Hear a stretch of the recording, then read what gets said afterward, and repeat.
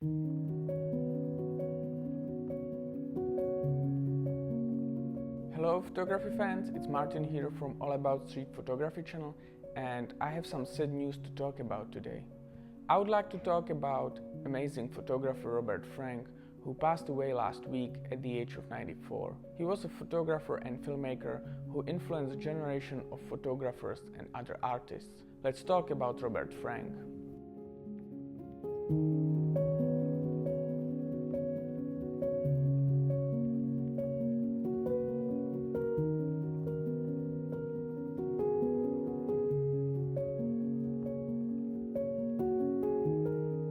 Robert Frank was born in 1924 in Zurich to a Jewish family.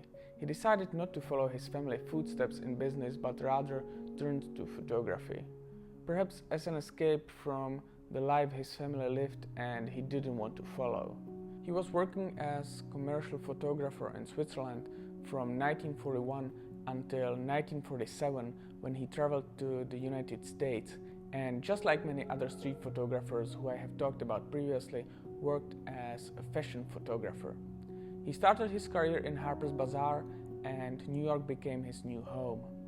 Even though he worked as a fashion photographer, he was using his 35mm Leica, which was very unusual for fashion work. However, he soon found fashion photography too restricted, resigned, and focused on journalism and advertising as a freelance photographer for magazines such as Vogue and Life. In his free time, he was also focusing on his street photography, which helped him to get into the New York art world.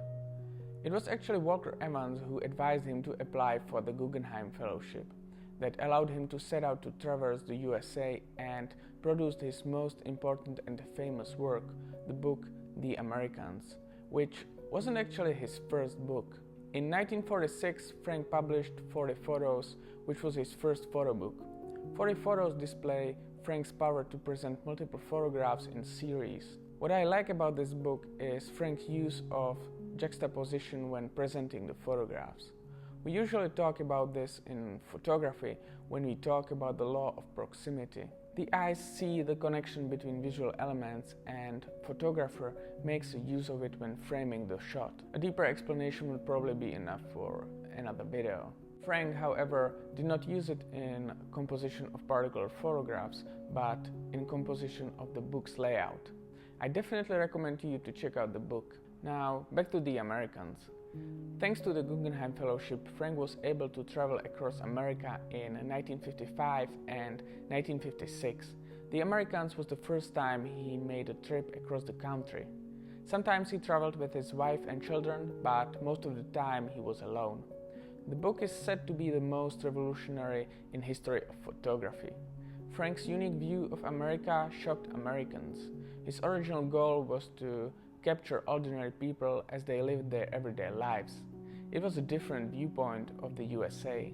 A raw perspective of America was not a typical way Americans were used to see themselves during the time after World War II, a period of great prosperity. What I think he wanted to point out was the tough country and what a lonely time it can be in America for some. He highlights that feeling in many of his photos by isolating of his subjects. It was also very surprising to him how black people were treated in America. It was very strange to him, as he later said, to see black women taking care of white women's children while not being able to sit at the same table. The reaction surprised him since people thought it was an anti-American story. In Frank's eyes, the book was more work of art than propaganda. It actually took more than 10 years for the opinions to change. He took around 27,000 images during his trip.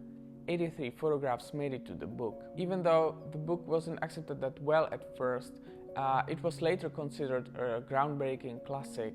The Americans is now widely considered one of the most influential books in the history of photography.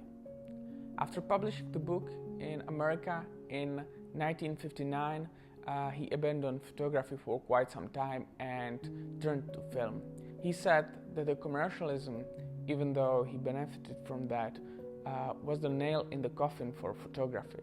It brought much more people in photography and led to mass production as a result. Everybody wants a piece of the pie, and then it gets diluted and mass produced and it kills everything, and that happened in photography, he said. As he didn't want to do photography anymore, he started to make films. The film brought something that he didn't experience in photography, the communication. Among many other films, it is definitely worth mentioning a short film, Pull My Daisy, which was written and narrated by Jack Kerouac, and also Cocksucker Blues, which was a documentary film about Rolling Stone's 1972 tour of America. Frank shot a total of 19 movies during his life. He returned to still photography in the 70s when he published his second photographic book, The Lines of My Hand. Consisting of personal photographs, the book was described as visual autobiography. Later he focused more on collages and experimented with photomontage. He published more than 15 books during his life, but none of his work ever exceeded the impact that the Americans had. The book was revolutionary for American photographers and artists.